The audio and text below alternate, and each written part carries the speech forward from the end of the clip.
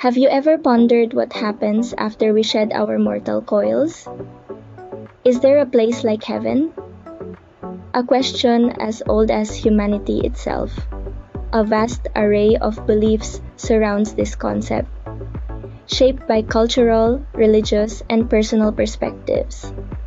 Some envision heaven as a realm of eternal happiness. Others perceive it as a state of spiritual transcendence, and yet some regard it as a poetic metaphor, not an actual place. Then there's the intriguing territory of near-death experiences. These are the moments when individuals, teetering between life and death, report visions of a different reality.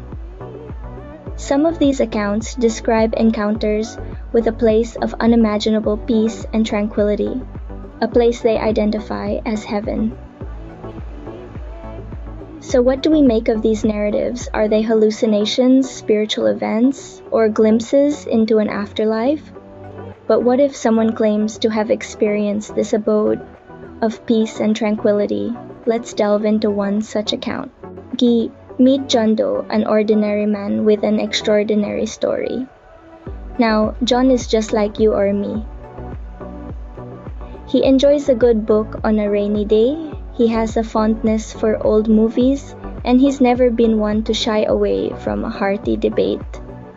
But John's life took an unexpected turn when he found himself on the brink of death. John experienced what many refer to as a near-death experience, or NDE. It's a moment when a person teeters between life and death, and in that fleeting moment, John claims to have seen something remarkable. He believes he caught a glimpse of the beyond, a place many of us wonder about, a place some call heaven. John describes his experience with a sense of awe. He talks about a profound sense of peace that washed over him, like a warm wave gently lapping at his soul. He felt a connection, a oneness with the universe that he had never felt before. He was enveloped in a light brighter than any he'd seen. Yet it didn't hurt his eyes. It was a light that seemed to radiate love and acceptance. But his experience doesn't stop there. John also talks about meeting beings of light.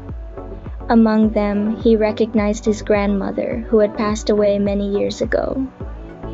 She looked at him with loving eyes, the same ones he remembered from his childhood. They didn't speak, yet he understood her message of reassurance and love. Now, it's important to note that we're not endorsing or debunking John's claims. We're simply sharing his experience. It's a story that's been told by many others who've had similar experiences. It's a story that stirs our curiosity and makes us wonder about the mysteries that lie beyond the realm of our everyday lives. John's story is indeed intriguing, but what does it truly tell us? John's story is one of many, but how do we interpret these accounts? As we delve into the various interpretations of near-death experiences, like John's, we find a myriad of perspectives. On one end of the spectrum, we have scientific explanations. Some argue that these experiences could be the result of the brain releasing endorphins, our body's natural painkillers, in response to extreme stress. Others suggest they could be hallucinations, triggered by a lack of oxygen reaching the brain. On the other end, we find spiritual interpretations. Many consider these experiences as proof of an afterlife, supporting the belief in a heavenly realm beyond our physical world. They see these accounts as glimpses into what awaits us after death. The debate is ongoing, and the truth may lie somewhere in between or beyond our current understanding. Whether you lean towards scientific explanations or spiritual ones, these stories certainly make us ponder the mysteries of life and death. So, is there a heaven? The answer may well depend on personal beliefs. As we've journeyed through this exploration, it's become clear that the existence of heaven, at this point, remains largely a matter of personal belief and interpretation.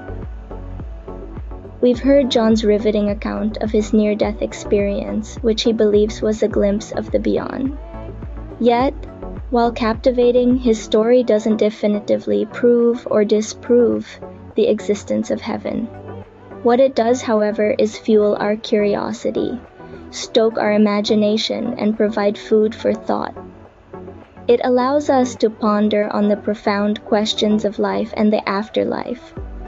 It encourages us to examine our own beliefs and perceptions. Ultimately, it underscores the fact that the mysteries of the universe continue to intrigue us, tantalize us, and remain largely undiscovered. In the end, perhaps the most important thing is not to prove the existence of heaven, but to live a life that's kind, compassionate, and worthy, irrespective of what awaits us beyond.